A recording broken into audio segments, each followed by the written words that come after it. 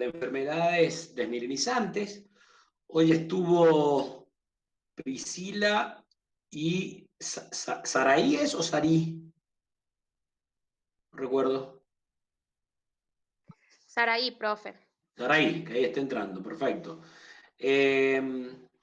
Estuvieron hoy en el práctico y vimos un paciente con una neuritis óptica. No sé, Priscila, ¿querés contar algo? ¿Pareció interesante? ¿No? ¿Fácil? ¿Difícil? No, por supuesto que fue interesante. ¿Algo más para explayarte? Cuéntelo Ahí. Cuéntalo usted si quieren. ¿Qué? No, yo no lo voy a contar porque se lo vamos a espolear a tus compañeros que van mañana, el lunes. Nada, bueno, pero la idea y la clase de hoy también va a ser eso. Fue tratar de pensar el caso y llegar al diagnóstico. Bueno, vamos a ver justo hoy la clase de desmielinizante. Voy a sacar la cámara y les voy a compartir la pantalla.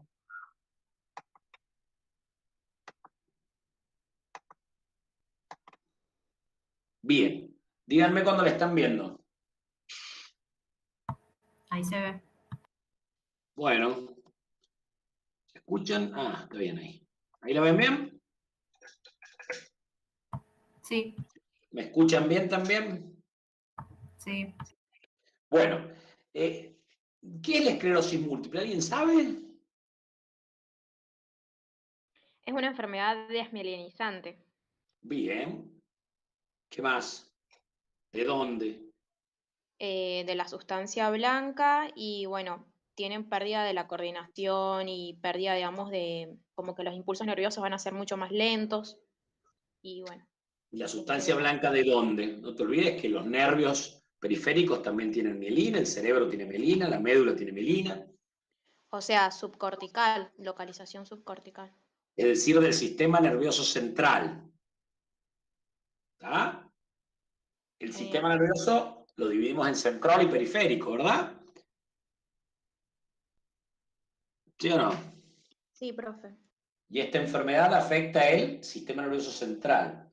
Históricamente era desmielinizante. Hoy se sabe que hay placas, no en la sustancia blanca, sino también en sustancia gris, etcétera. Está cambiando bastante el concepto, incluso el concepto fisiopatogénico. Pero básicamente es... Esperen que...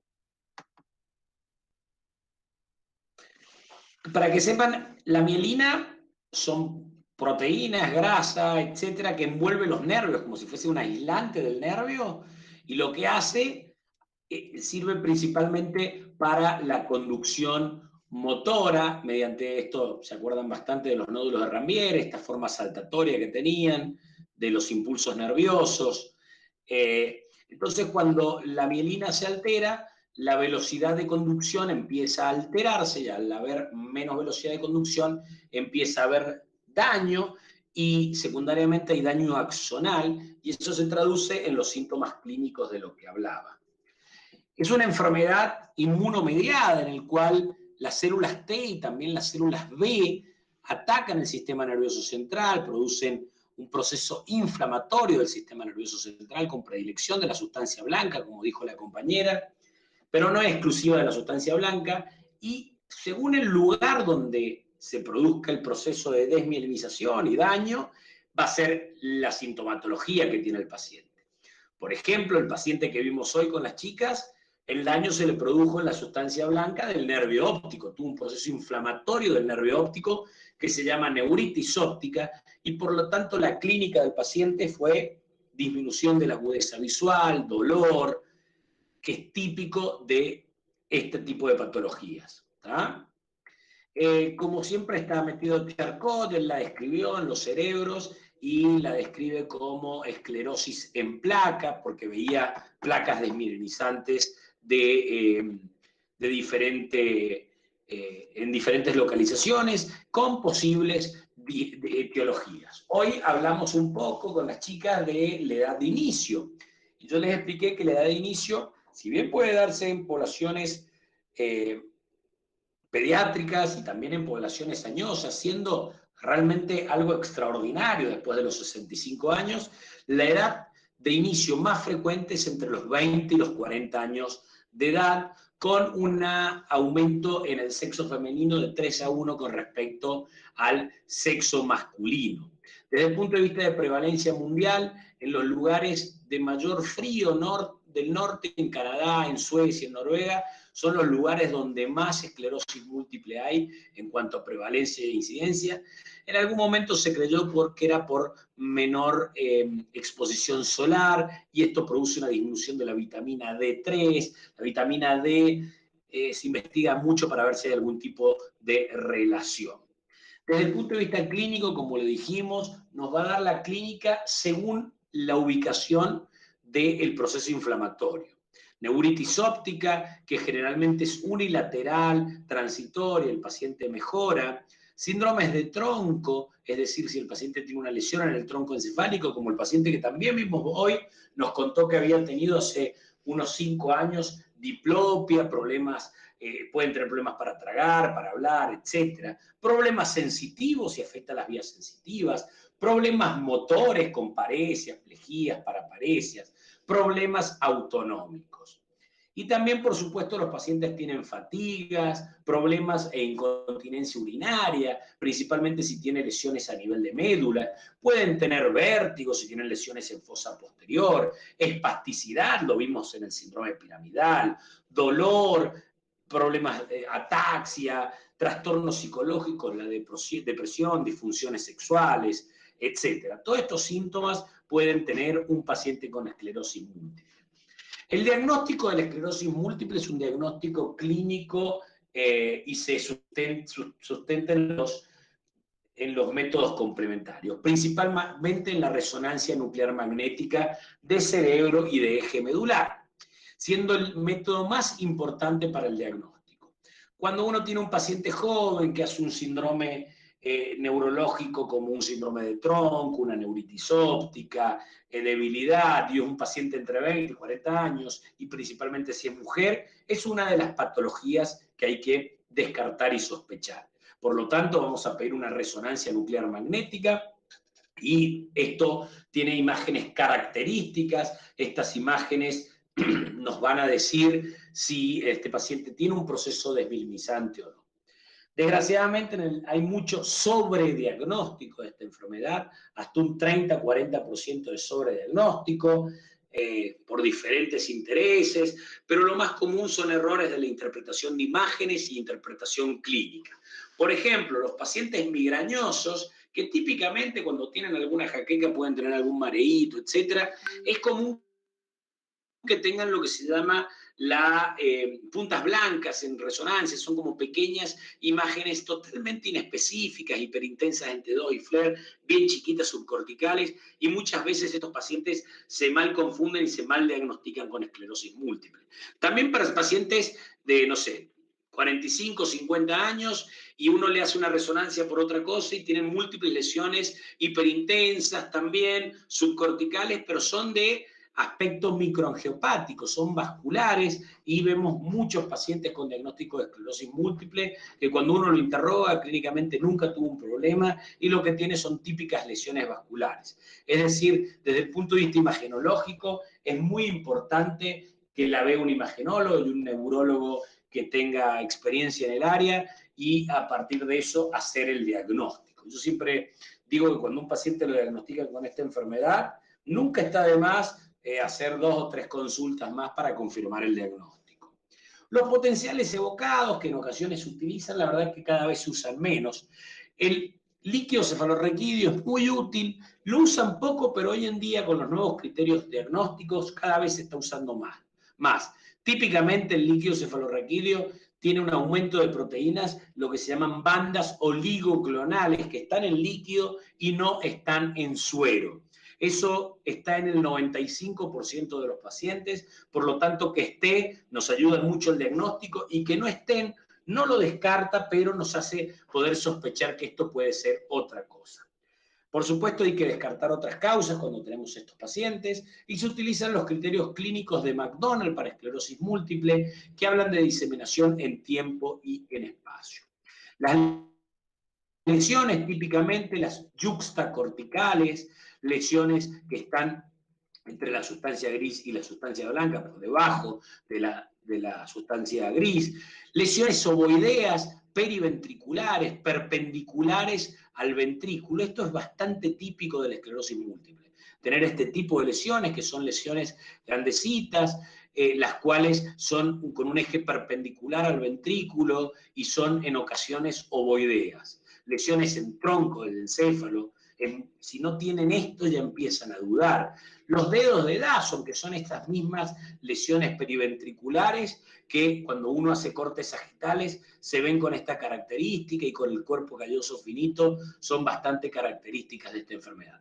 Y por supuesto, lesiones en médula. La esclerosis múltiple, típicamente las lesiones, como vemos acá, como vemos acá o como vemos acá, miden un segmento corporal de un cuerpo medular, de un cuerpo vertebral. Las lesiones de otras enfermedades de diagnósticos diferenciales generalmente son lesiones longitudinales más extensas, de 3, 4 segmentos medulares. También podemos tener en médula dorsal.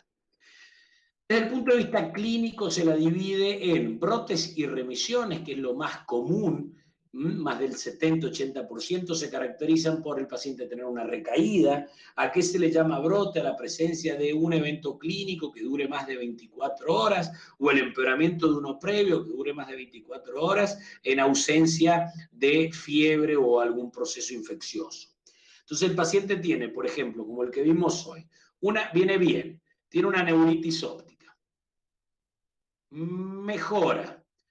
Tiempo después tiene una debilidad del brazo. Mejora. Tiempo después tiene bla, bla, bla, cualquier cosa, un trastorno sensitivo. Eso es el brote. Y la remisión es la mejoría. Esta es la variante más común y es por la que tenemos tratamiento. Hay una variante que es la más agresiva de todas, que es la primaria progresiva. El paciente desde que empieza la enfermedad va agregando síntomas y cada vez va empeorando. Y nunca tiene una mejoría y tampoco una recaída clara, sino, y qué sé yo, a medida que pasa el tiempo camino peor, hablo peor, veo peor, etc.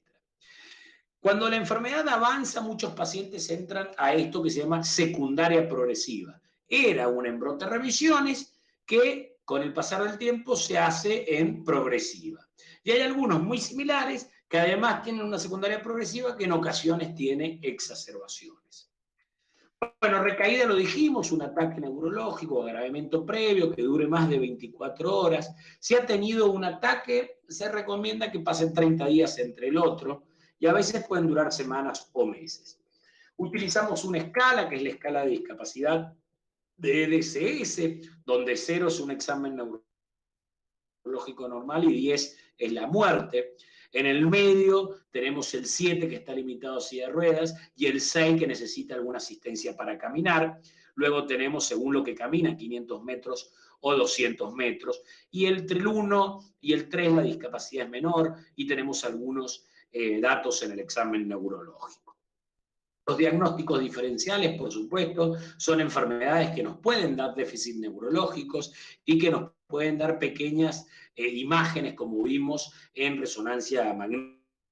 Es una enfermedad que significa cerebral, autosómico, dominante. La A era de, no me acuerdo, subcortical, infartos. Es decir, es un paciente que tiene típicamente por un trastorno genético, infartitos subcorticales, migraña, dolor de cabeza, demencia, es algo familiar. Las infecciones, el HIV por sí solo, la encefalitis por HIV da lesiones similares, la sífilis, virus como el HTLV, virus como la leucomultifocal progresiva, TOX o brucelosis, la enfermedad de Behçet, así como otras enfermedades reumatológicas como el Sjögren, el lupus, artritis, déficit de B12, la migraña, como les dije, sarcoidosis, patología vascular, síndromes antifosfolipídicos y la enfermedad de Vick. Desde el punto de vista del tratamiento es multidisciplinario. En el embarazo, generalmente la esclerosis múltiple se comporta de manera benigna durante el embarazo y durante el parto, el paciente que va a un parto es una época, el porperio, donde hay mucho movimiento inmunológico y puede estar asociado a exacerbaciones y a caídas, igual que la lactancia. Dos palabras de neuromielitis óptica. La neuromielitis óptica o enfermedad de Vick es una patología distinta a la esclerosis múltiple. Antes estaba dentro de la esclerosis múltiple, hoy en día se sabe que es una enfermedad distinta y está relacionada a unos anticuerpos que se llaman anticuerpos antineuromielitis óptica o antiacuoporina 4, que atacan unas estructuras que tienen el receptor de acuoporina 4, típicamente en el área postrema, que es alrededor de periacueductal, del acueducto, dándonos síndromes postremos que son síndromes de mucho vómito, típicamente en la médula, y nos da cuadros de mielitis extensas de 3, 4 segmentos.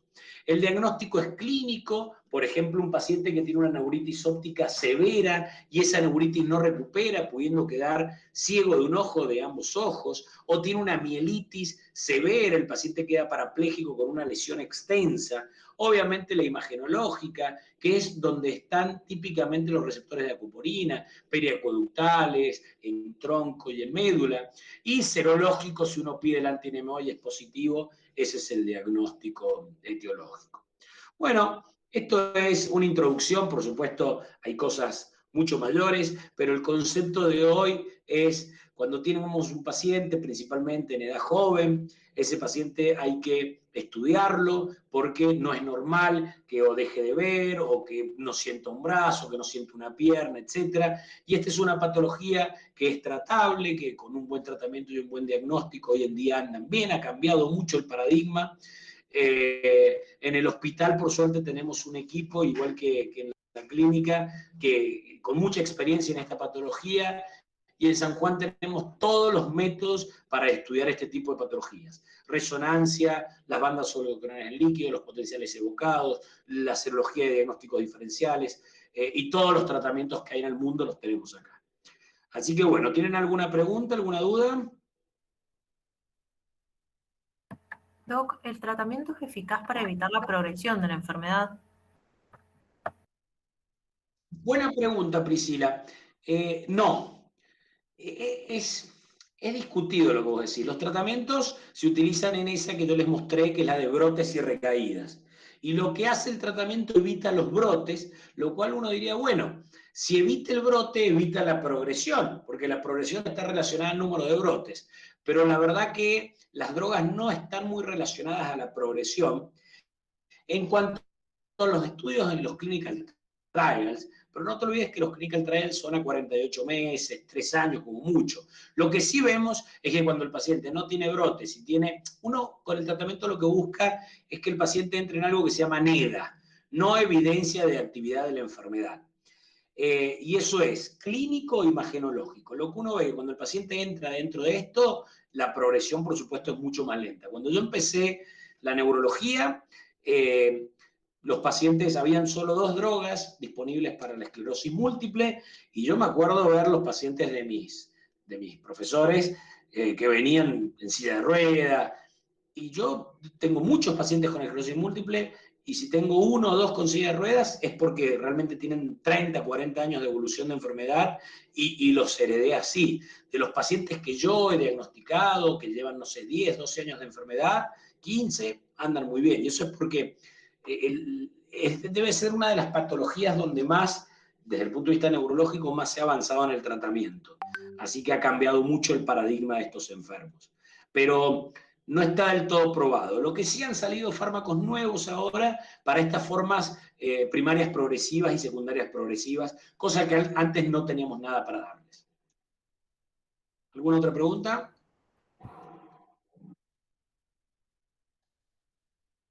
¿No? ¿Sí? ¿Tal vez?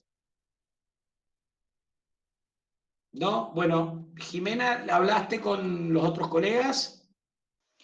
Eh, sí, profe, hablé con Delgado, él nos dio la clase ayer de demencia y bueno, voy a esperar que me hable nuevamente para la próxima clase. Lucato nunca me respondió, así Bien. que cuando lo vi ayer, porque fui a las prácticas, me dijo que me iba a responder recién cuando el día de la clase, o sea, la semana que viene. Bueno, pocas pulgas, doctor. Sí, muy. El lunes que viene es feriado, así que el martes, mañana, la verdad que es un día medio atípico en el hospital, por eso no cito para los prácticos, pero el martes sí pueden ir, porque estoy con Lucato, así que pueden ir 4, nos dimos 2 y 2, no hay problema. Igual que el miércoles a la mañana y a la tarde, y el jueves a la mañana y a la tarde. Así que, bueno, estudien este fin de semana, no sé, Delgado, si les dará mañana clase, y aprovechen el fin de semana con el feriado y todo, así se van poniendo al día, ¿ok? No se olviden de estudiar semiología, por favor. Profe, antes que se vaya, tenía una duda con respecto Bien. a demencia, que si bien, bueno, no le tocaba a usted ese tema, pero quería aprovechar porque estaba viendo que el paciente podía llegar a tener multiinfartos cuando era de causas vasculares y bueno, ¿a qué se refería cuando era de multiinfartos? Bueno, las demencias, primero, ¿qué es una demencia, no? Una demencia es, con respecto a un previo normal, es la pérdida de al menos 2 funciones mentales superiores progresivas en el tiempo. Por ejemplo, memoria, lenguaje, etc. Pueden ser corticales, subcorticales o mixtas. Dentro de las demencias corticales, la más frecuente es la enfermedad de Alzheimer. Y dentro de las subcorticales, la demencia vascular es la que le sigue en frecuencia al Alzheimer de todas y es la más frecuente de las subcorticales. Cuando hablamos de demencia vascular, hablamos de personas que tienen múltiples infartos cerebrales. Entonces, eso genera un déficit principalmente en las funciones ejecutivas del cerebro para utilizar y manejar la información, dando trastornos de memoria, trastornos atencionales. Además, se asocia para problemas para caminar, trastornos esfinterianos de orina. Esa demencia es la demencia que es potencialmente, en realidad potencialmente no, la que es prevenible.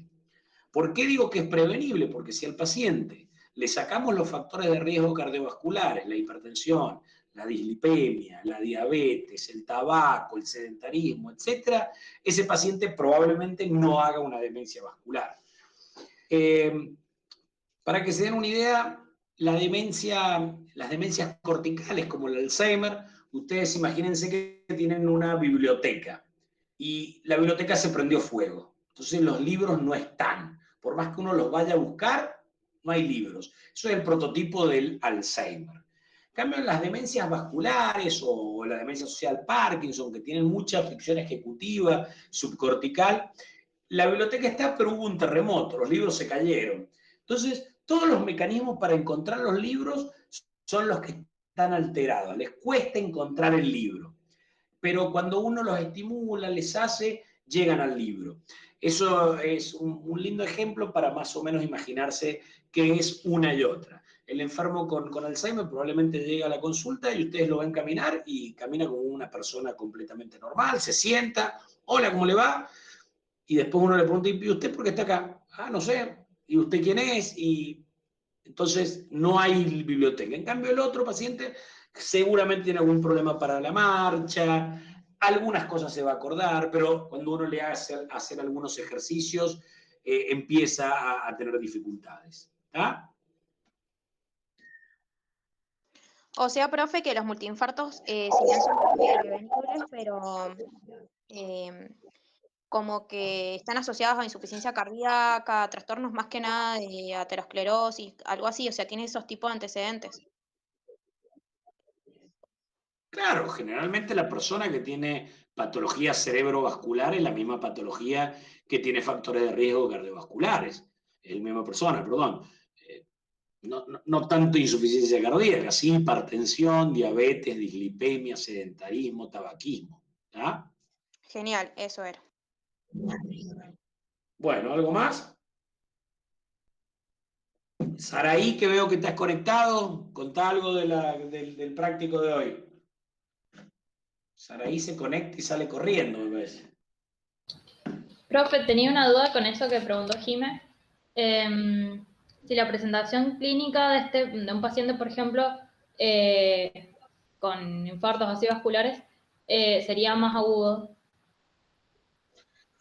Que una cosa es el infarto cerebral o accidente cerebrovascular isquémico, que sí tiene una presentación aguda, es un déficit neurológico focal agudo, y otra cosa es el paciente que pasan los días y a medida que pasan los días va teniendo infartitos subcorticales que son silentes en el sentido que no dan síntomas, por lo tanto, por definición no es una ACV. No dan síntomas cuando es 1, 2. ¿Y por qué no dan síntomas? Porque esos pequeños infartitos son de arterias muy, muy pequeñas en áreas silentes del cerebro. Ahora, cuando esos infartitos pasan de ser 1 a 10, a 20, a 100, empiezan a ser más confluentes y ahí sí dan síntomas, que son los problemas de memoria, los problemas para marchar, y es lo que se llama una encefalopatía vascular, y uno cuando ve una resonancia ve lesiones vasculares por todos lados, y el paciente nunca tuvo por definición una CV. Es como contradictorio, porque si uno dice que un accidente cerebrovascular es por un infarto, esto es un infarto cerebral, le falta la parte del déficit neurológico focal agudo. Es como que sería algo crónico vascular del cerebro. No sé si me explico. Sí, entendí. Bueno, ¿algo más? Acá veo a Micaela Carrizo, Rofaría, Valentina Augusto.